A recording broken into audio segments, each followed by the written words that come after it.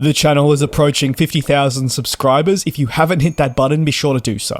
In a continuation of a series already on the channel where I explore some key talking points for airlines' future, today coverage lies on Delta, a major US airline, and one that is not only poised for future growth, but one that also requires it to continue being competitive in what is only a highly competitive space.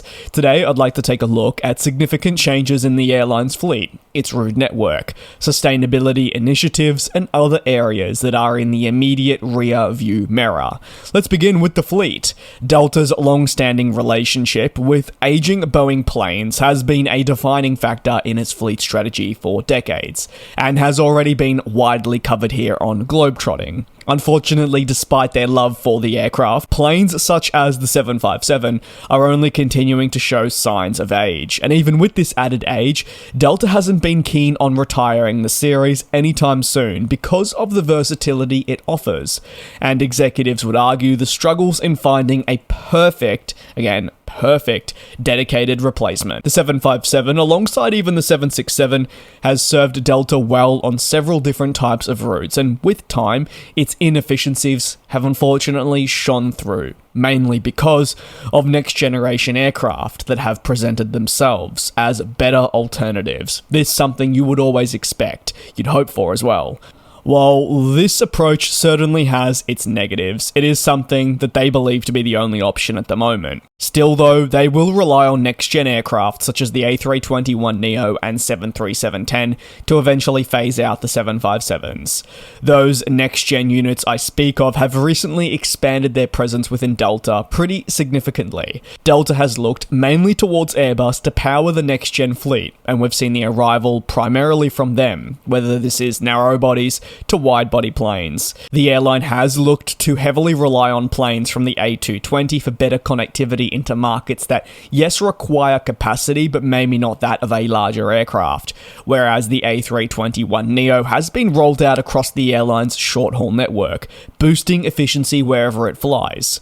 Moving up, the airline has seen the arrival of two standout wide-bodies in the A330neo and A350, with these planes being a noticeable improvement on previously operational jets. Take a look at the 777 that was retired during the pandemic. It's funny because it seems like forever ago that they were flying the 777, but true, it was only 4 years ago during the pandemic, and it shows you just how much has changed in those years. But that aforementioned aircraft type was instrumental in helping Delta, just as now the transition to next generation aircraft is too.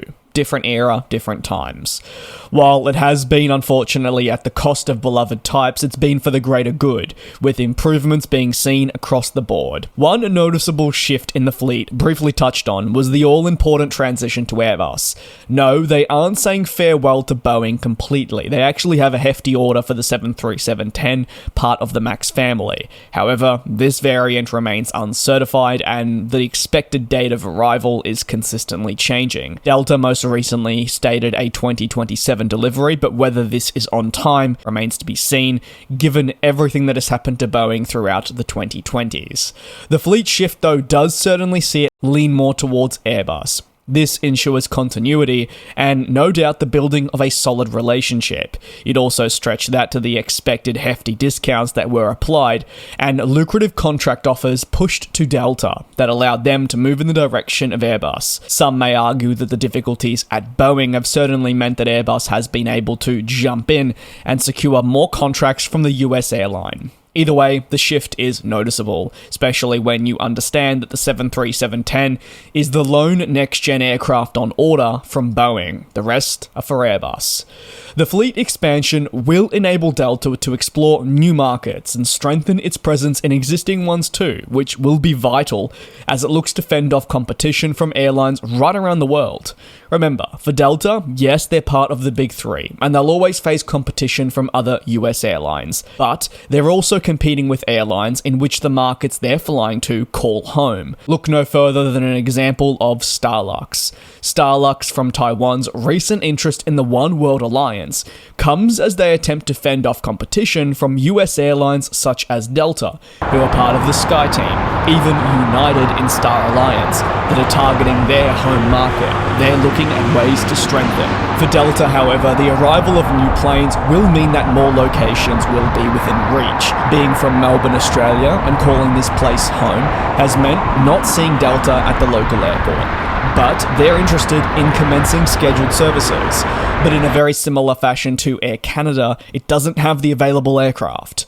Melbourne is the example I use because it's my home, but this isn't an isolated problem. There are many other markets that Delta are targeting and would likely want to venture into with immediate effect, but they're unable to because of fleet restrictions, obviously not aided by the continued delays that are associated with the delivery of these new planes.